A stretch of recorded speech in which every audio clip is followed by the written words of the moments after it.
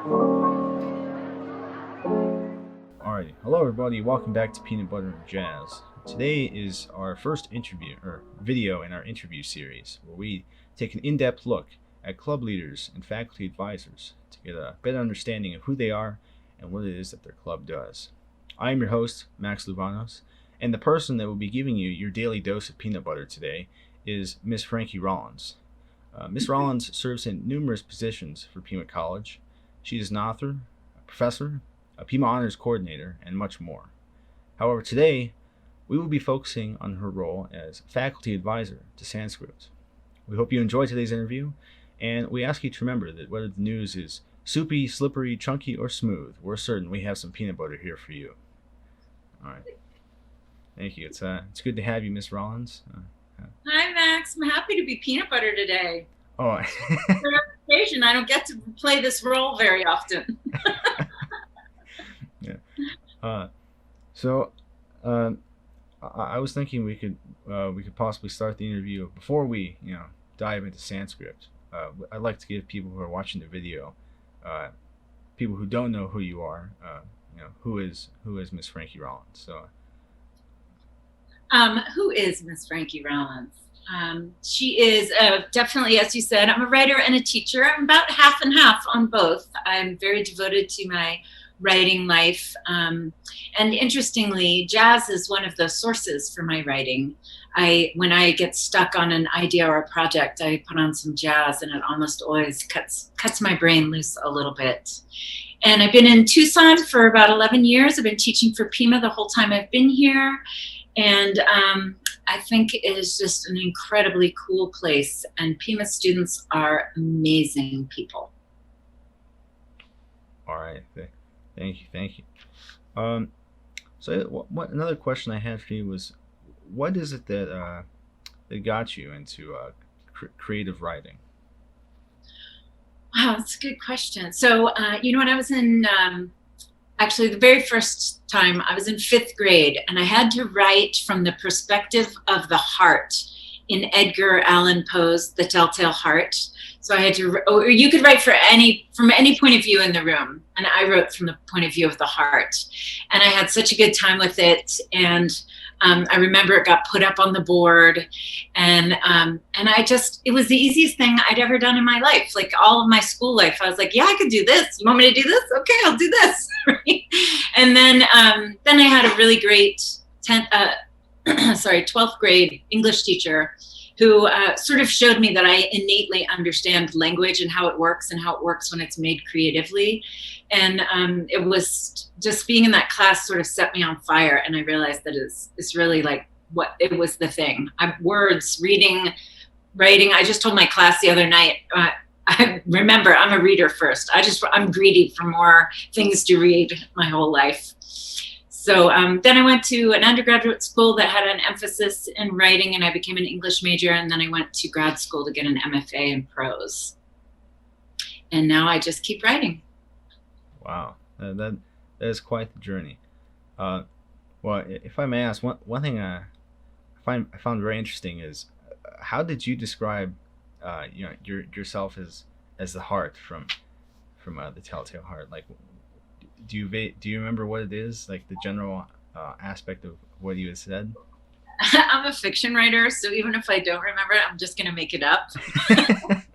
I do think that I was really fascinated on the darkness and the floorboards, and because it's the man, he's buried the heart. Now I can't even remember what's going on there, but it's hiding. Was it the eye? I can't remember. Anyways, it was a long time for me as well. It was a long time. 5th grade was a long time ago, and I don't know that I've read that story recently. All right, no worries. All right. So then I guess we could move into SandScript now. How would you describe SandScript to someone who has never heard of it? It's a student-run, student-edited student content art and literary journal. And it is really an award-winning magazine. We won the award 7 years in a row underneath Josh Cochran and Maggie Golston's faculty mentorship. And so it's really the heart of the creative life at Pima, because you'll see so many different kinds of paintings and drawings and digital artwork, the new form of digitally enhanced photographs and short stories and poems and essays. And it's an incredibly rich experience to be on the staff. The staff takes a class, Writing 162, at the beginning of the fall semester, and they make up the editorial staff. And so getting to look at their peers' work they take it so seriously. It's such an honor to be able to see all the work. So it's just a really, really heavy duty, beautiful literary and arts magazine of all Pima students. Okay, so from my understanding, is it a bit similar to the Aztec Press in the sense where, because I think some of the journalism students write the stuff, or they would go into the newspaper back when the newspaper was published. And so yeah, I mean, universities and colleges all over the country have very similar literary journals like this one. And in fact, that's how most writing careers begin, is submitting to journals like this that are run by college students. Ours is different because it's really student-based only. We just want to celebrate Pima students. But it's part of a long tradition. Okay.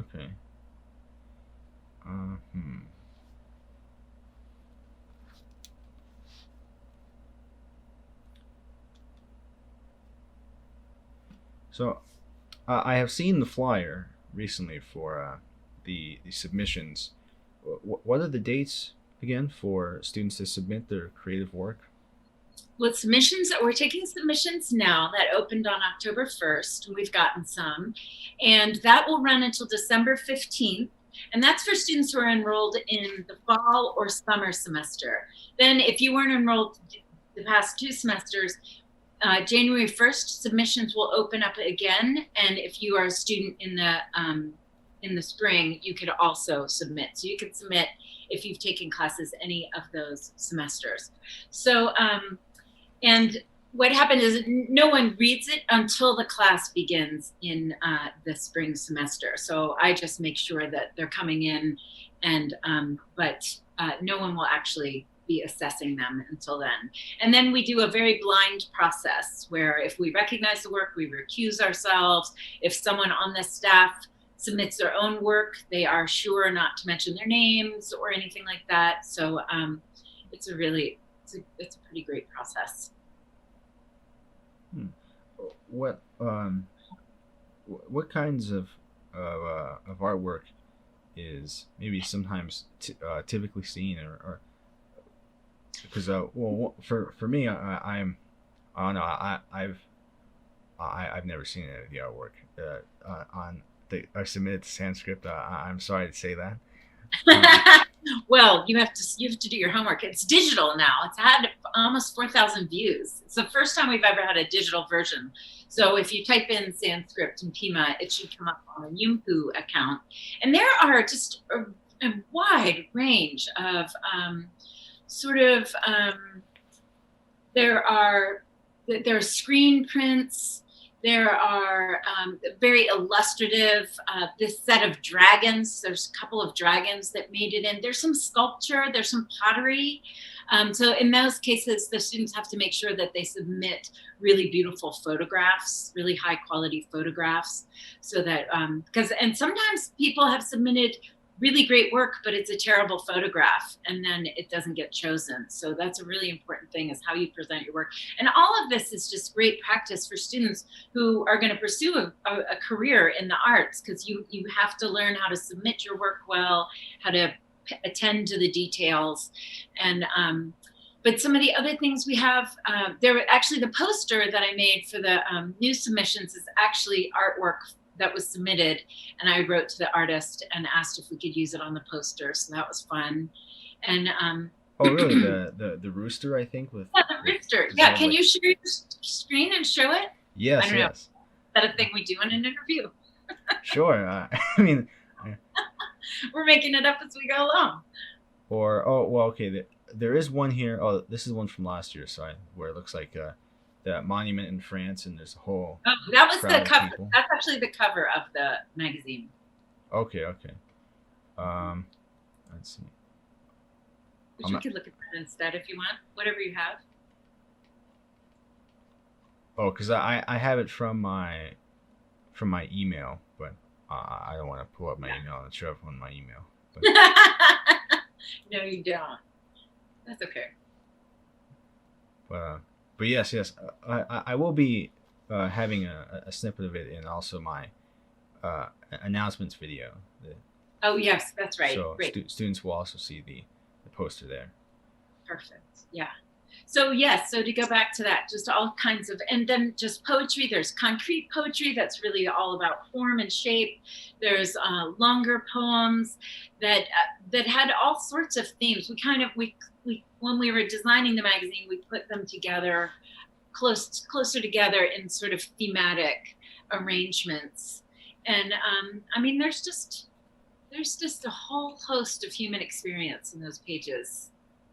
It's pretty incredible, and since it's free to look at now, it's really amazing. It's a much bigger magazine than it ever had been before. Before it was only about 60 pages, but when we went digital and there was a pandemic, we were like, let's just make a really big digital magazine so that we could show off more people.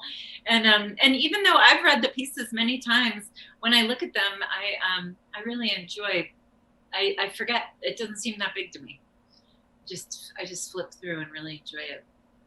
Okay, and then just one more time for clarification. We just look up SandScript, Pima College, and is it that the digital like magazine should come up? It will come up, or you can look up Aztec Press SandScript, and that's a page that has guidelines, but there's a link to the previous version from the digital version is on there too. Okay. Oh, I think I do have that up. I have the AztecPressOnline.com. Yeah. Scroll down to the bottom. Is there a link? Right.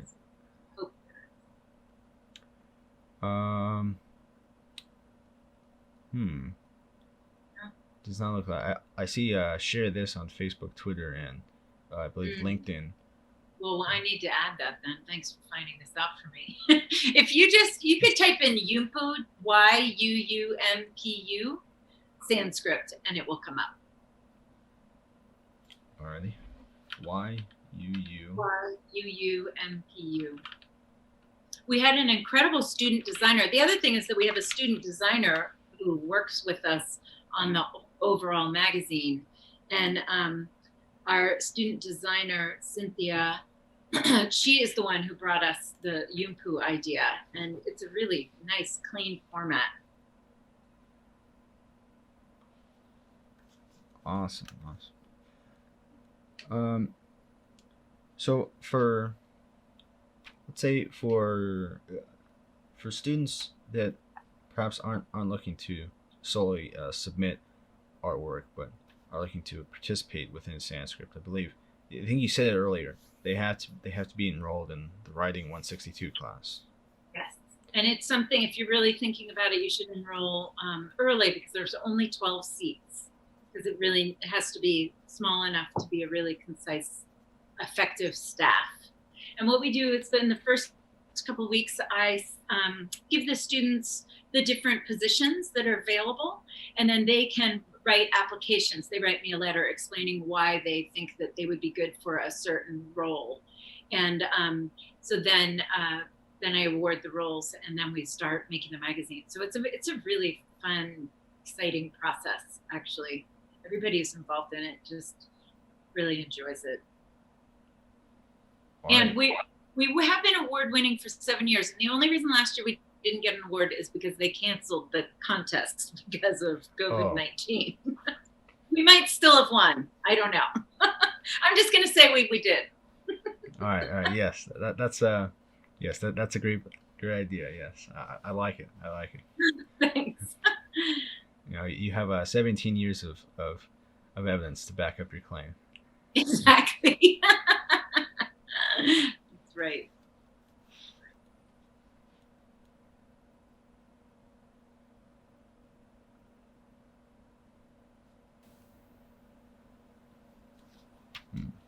And then lastly, apologies. I think you might have said in the past, but just to clarify, students submit their work to, I believe, is it SandScript at mail.pima.edu or is it at pima.edu?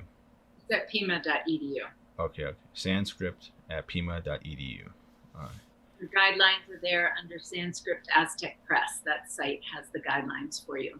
So there are specific ways that we want you to submit your work. And for example, we don't want your name on the work so that we can just look at it as a staff and not have to worry about removing names, things like that. You put your A number on the text instead. Okay. But all of that is detailed in those instructions. All right. Well then, I believe that was about all the questions I had. Was there anything else that you wanted to say before we finish the video? I'll just say that if the reason why this is so great is because it's teaching artists and writers how to submit their work, how to follow these instructions, and then it can be such an incredibly moving thing to see your work against other people's work out there in the world with artists, or to be a person working on the staff and getting to really care for your fellow students' work and think about how to best present it. It's a very authentic sort of writing and literary magazine experience. So if any of you are curious about it, come on down, join us, send a submission, sign up for the class. Thanks for giving me this time, Max. Oh, it is my pleasure. Thanks for being willing to have me interview you, Miss Rollins. All right. So, everyone, I will leave you to it. I hope you found the peanut butter that Miss Rollins gave you very enjoyable. It was good information. All right, and so we will be leaving you to it. Bye-bye. Bye.